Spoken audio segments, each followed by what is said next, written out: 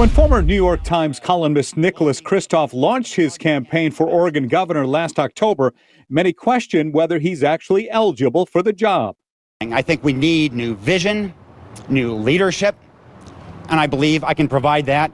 On Thursday, critics challenging Kristof's legitimacy as a candidate won a big victory. Secretary of State Shemia Fagan declared Kristof ineligible.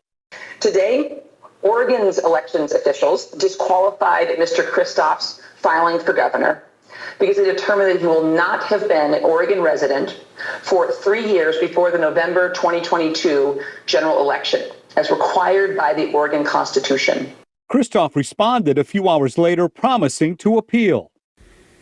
Our campaign will challenge this decision in court, and we will win. Kristof's family ties to the state date back to the 19th century. And while living abroad or in New York for years, Kristof did grow up in Oregon and spends time here running his family farm in Yamhill County, about an hour or so outside of Portland. I owe my entire existence to Oregon. Kristof has also received support from 3 former Oregon secretaries of state who penned a letter on Oregon Live last month, writing, "A person should be presumed a resident of the place or places they consider home." Because I've always known Oregon to be my home, the law says that I am qualified to run for governor. Secretary Fagan says elections officials disagreed, as records show he's lived in New York for the past 2 decades. He received his mail at his New York address. He filed income taxes in New York. And perhaps most importantly, Mr. Kristof voted as a resident of New York for 20 years. Secretary of State Shemia Fagan says Kristof is one of 7 candidates for governor declared ineligible today. The courts will take up Kristof's appeal very quickly. A decision is needed by mid-March for him to have a chance to be on the ballot. That's exactly right, Steve, because as you will recall, even back during the surge of Delta, hospitals were pushed to their brink, with many running out of space or not being able to staff the beds that they did have. Already, we have been learning that the Providence Portland Emergency Department did reach its capacity at least once earlier this week. They tell us, though, that that's actually pretty common for many hospitals around the area right now, which doctors say matches up with the record-breaking case numbers that we've been seeing. And unfortunately, this is only the beginning. They say over these next few weeks, we will all need to be sure that we step up our precautions. And they say it's extremely likely that we'll all come into contact with the virus. In fact, they say it's extremely likely that numbers are even higher right now than we realize, but that we should do whatever we can to stay healthy, because even if it is a mild case for you, it doesn't mean that it will still be mild if you pass it to someone else who may end up in the hospital, which they say is what we need to try to avoid at all costs. We know that the information that we have, the data that we have, are a significant undercount of the actual positive tests that are out there. As an epidemiologist, what we are watching, as all our wonderful health officers have said, is our hospital capacity, because that's a really big red flag for our system that it's under significant stress.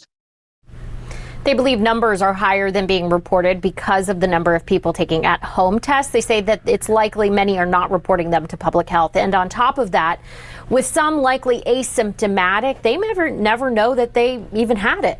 So they say other than getting boosted and vaccinated, which of course we've told you, getting a really good fitting mask is the best way to keep yourself and others around you safe.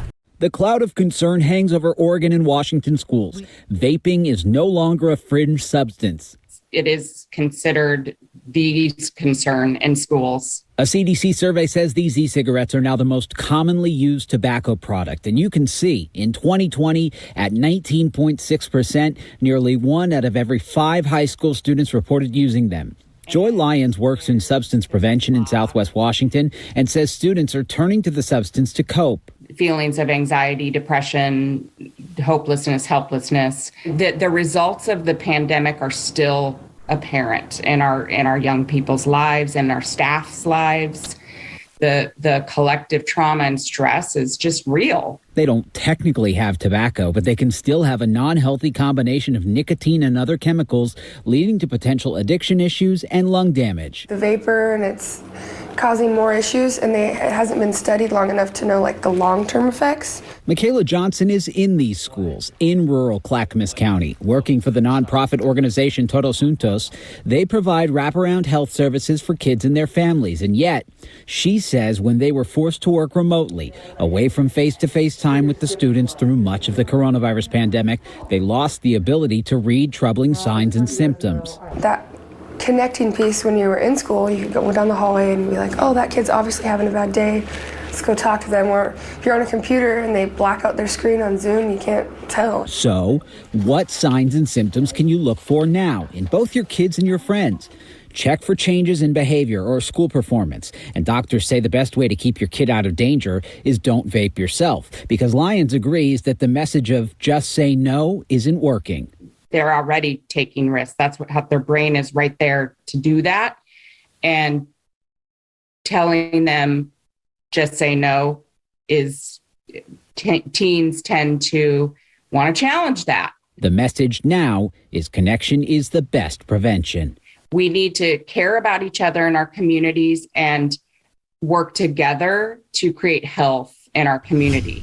Well, I'm told there wasn't one specific reason, but the state representative Julie Fahey introduced the resolution that created this position.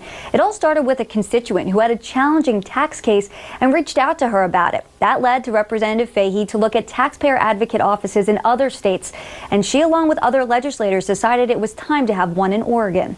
This is something Oregon could use. Meet Cody Trudell, Oregon's first taxpayer advocate. Oregon just hasn't had one. Trudell is starting off 2022 with the goal of not only launching the state's first ever taxpayer advocate office, but doing it just in time for the upcoming tax season. What does this office expect to do? What will this do for taxpayers in Oregon? So we're really dependent on voluntary compliance in the taxpayer system. So anything that I think Oregon can do to help taxpayers feel better and at ease with the process, that's what we're going to be there for. So like I said, to be a voice and a resource. So to help people navigate a system that's really tricky is going to be the main objective. But we also want to be that voice for taxpayers as well, to speak up and say, maybe this process or maybe this procedure isn't going to really serve people to the best of their advantage. So that's what we're really hoping to do. The position was officially made by the passing of House Bill 3373 during last year's regular session,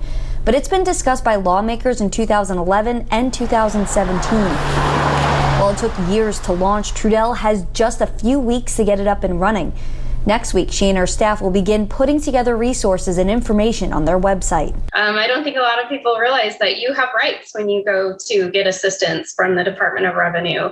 So that's something else that we're going to be really working on, is letting folks know that you have rights going into this tax season. The Taxpayer Advocate Office is under Oregon's Department of Revenue. Documents show it will have a fiscal impact on the DOR, requiring money from the general fund. For the first 2 years, more than $571,000 has been set aside for the office and the 3 employees, which include Trudell. Trudell says that before contacting her office, taxpayers need to follow all of the normal processes first. If they hit a roadblock or they aren't receiving the answers to necessary questions, that's when they can reach out to her and her staff. We have ways that you can contact the Taxpayer Advocate Office on our website, katu.com. In the Live Center, Allison Mechanic, K2 News. Allison, is there a specific request that they're anticipating that they have to deal with? Yeah, they are. They're expecting to get a lot of questions related to the pandemic and to the circumstances that caused for many taxpayers. But they're also planning on spending time connecting with underserved populations. This is the first time that this resource exists, and they want to connect with those groups ahead of the tax season.